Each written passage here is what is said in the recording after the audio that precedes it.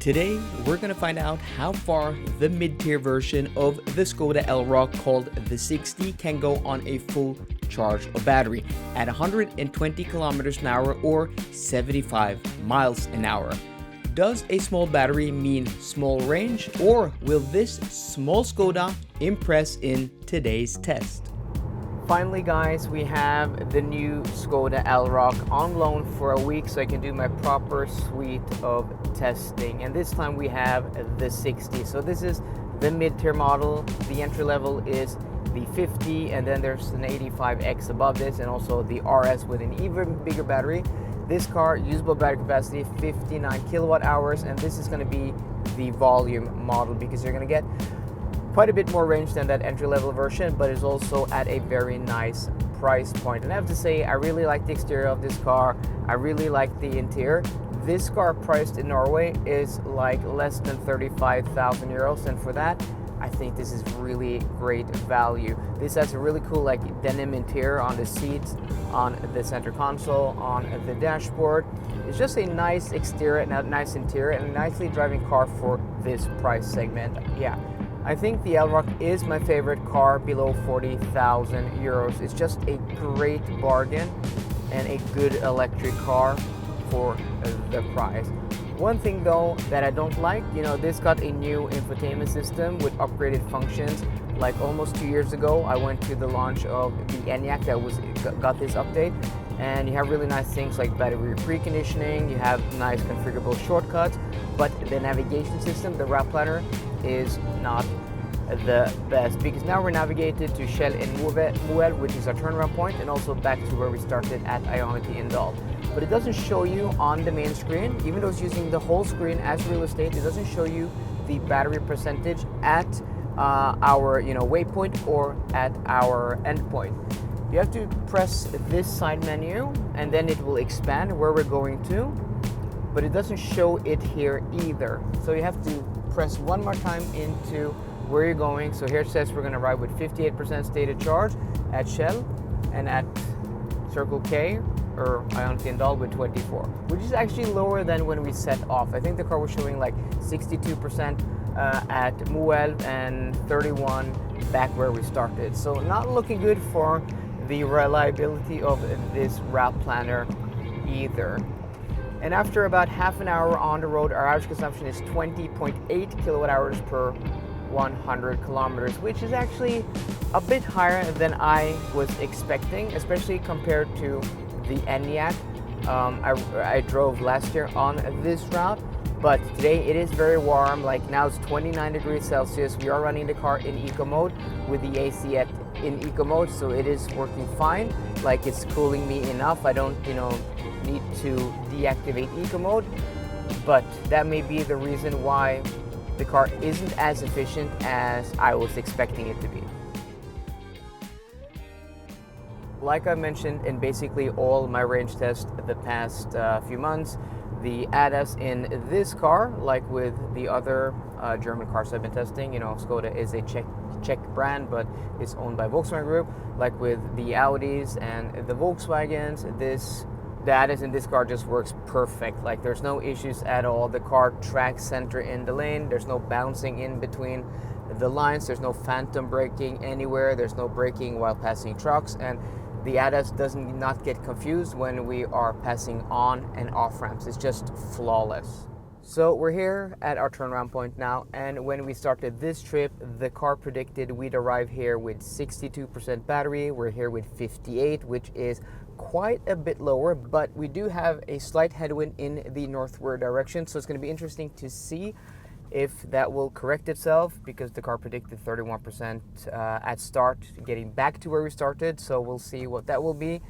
And also our average consumption has dropped quite a bit, down to 19.4 kilowatt hours per 100 kilometers. So we're now entering the on-ramp southward back towards Ionity-Indal, and I'll talk to you guys in about an hour in my time, but for you it's just going to be fade to black and fade back.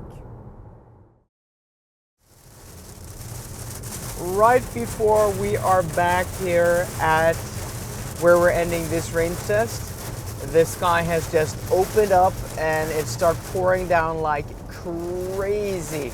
Yeah, visibility is basically zero, so we have to go a little bit slower. So we are approaching here now. Let's see if we can get into the trip computer and just look at the numbers here, and also stop the timer once we, oh, lightning, yep, we've seen a few of those. So this is our exit now. We're gonna stop the timer here when we're exiting. And yeah, we're gonna go slow. This is crazy.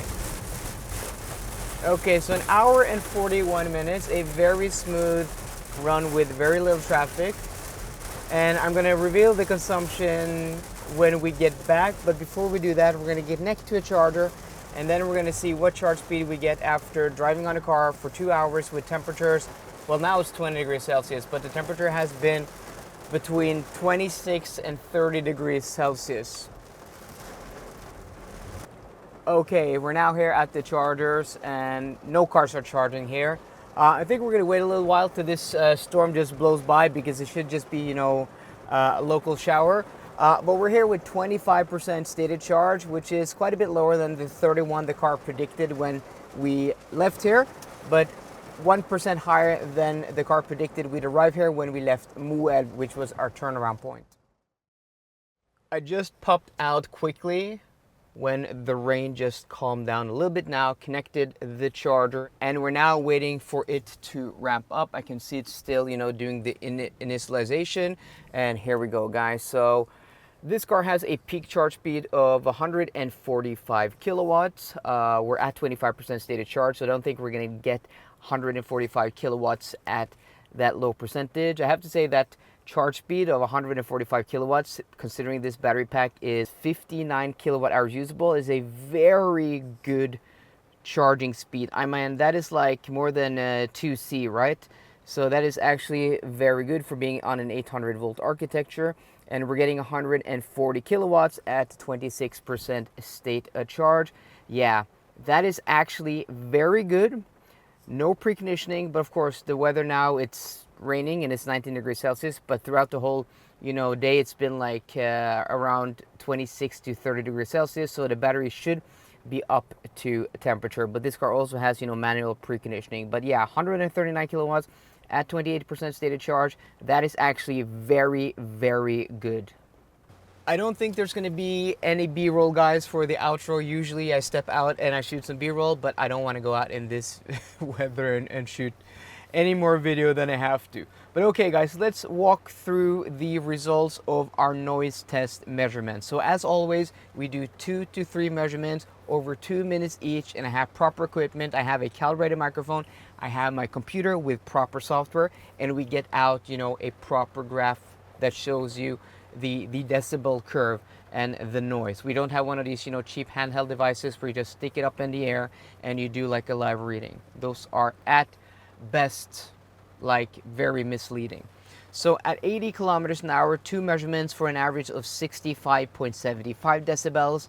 At 100 kilometers an hour, again 2 measurements, 2 minutes each, for an average of 67.5 decibels. And at 120 kilometers an hour, I did 3 measurements, 2 minutes each, for an average of 69.5 decibels. So the reason I did 3 measurements at 120 kilometers an hour is because the noise difference between good and bad asphalt in this car was quite high, so I wanted to get a third reading to average that out. And something to note is that here in Norway and in Northern Europe, in Scandinavia, we have very coarse asphalt because it's made to be able to withstand harsh winters, cold temperatures, snow and snow plows, and just to be beaten on. Because wind noise in this car is very, very well suppressed. It's actually very impressive for being this type of vehicle. So let's go through the results of my range test. So again, we are right here with 25% stated charge, and we had an average consumption of 19.6 kilowatt hours per 100 kilometers. So when we do the maths, we take the usable battery capacity of this car, which is 59 kilowatt hours. We divide it by the consumption, 19.6 kilowatt hours per 100 kilometers, and then we subtract 3% for heat and discharging losses.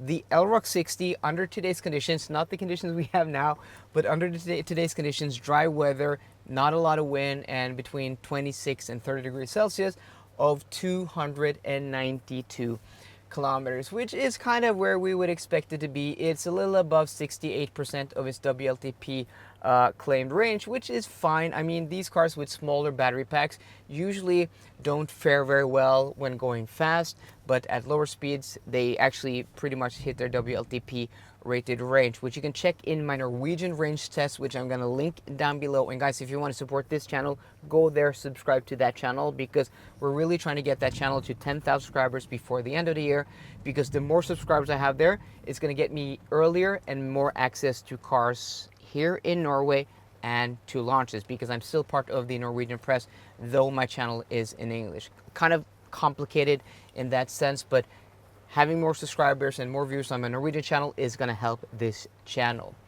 So that range there, yeah, not the very best, but this car, you know, it's pretty decent at 120 kilometers an hour, considering that this is the mid-range version.